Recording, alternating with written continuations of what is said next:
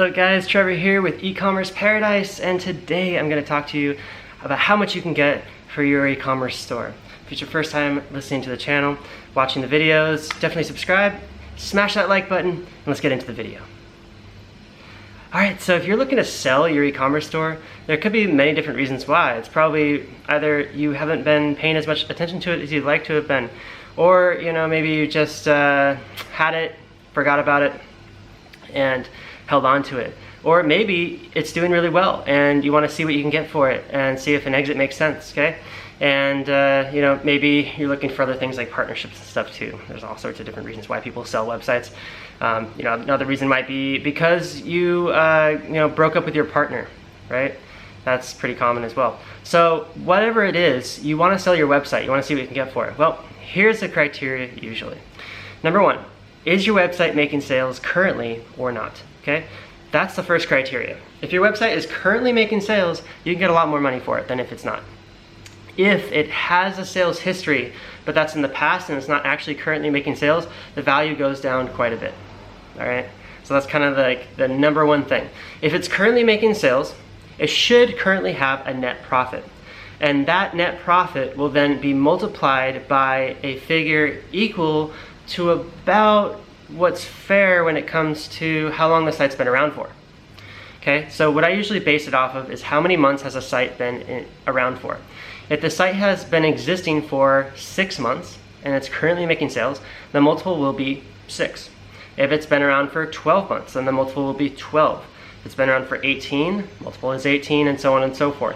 So the longer your site is around for, the bigger a multiple you'll be able to get for it.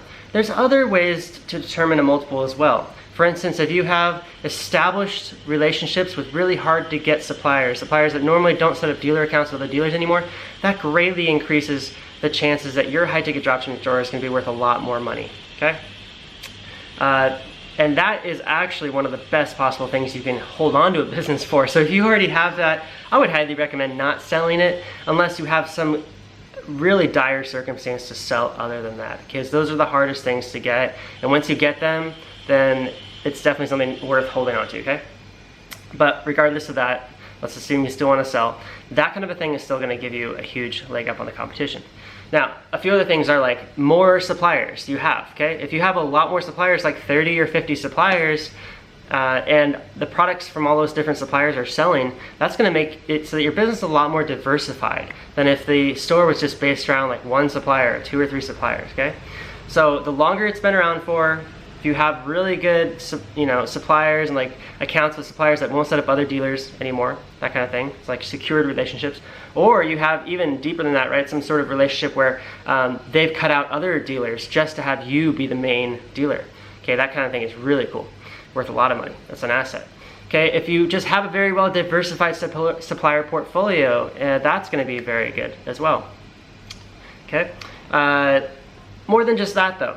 If you have a website with lots of different best-selling products, not just one best-selling product, but like a bunch of different best-selling products, because usually when a person buys a website, they're looking for a website that isn't going to just fall apart if that one best-selling product they have goes out of stock, or is discontinued, or that supplier stops selling it, or that supplier goes out of business. If something happens with that one product, the entire business doesn't just end, okay?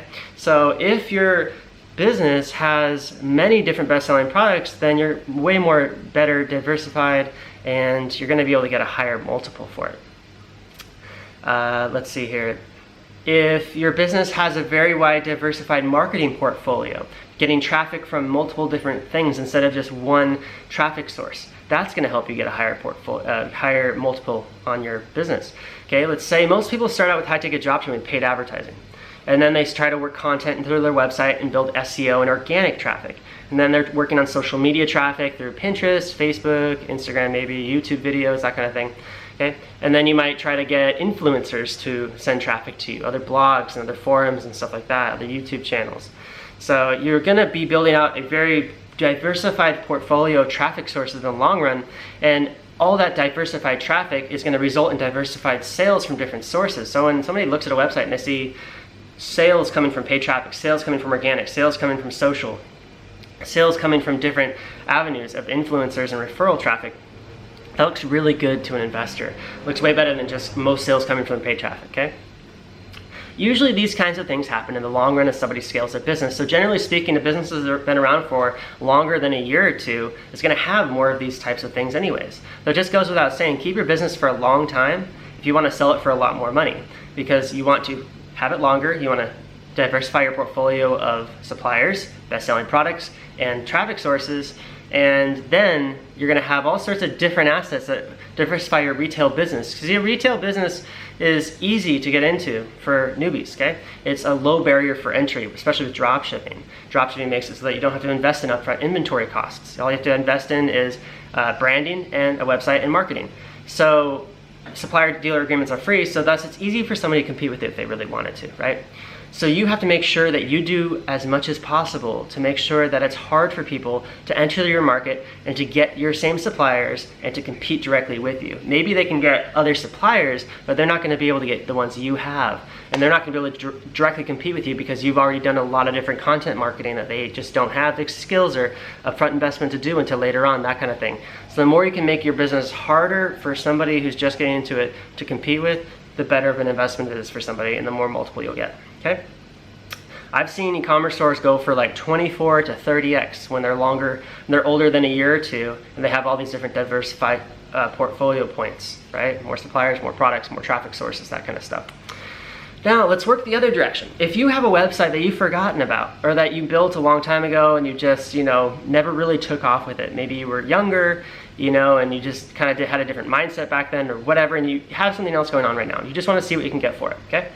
I buy these websites all the time, okay? So if you're interested and you have a website you forgot about, come to me. Email me at trevor@ecommerceparadise.com or find me on Facebook, Trevor Fenner, and send me a message, an email, and tell me what you got, okay? Because I buy these things cash, quick, and it's easy.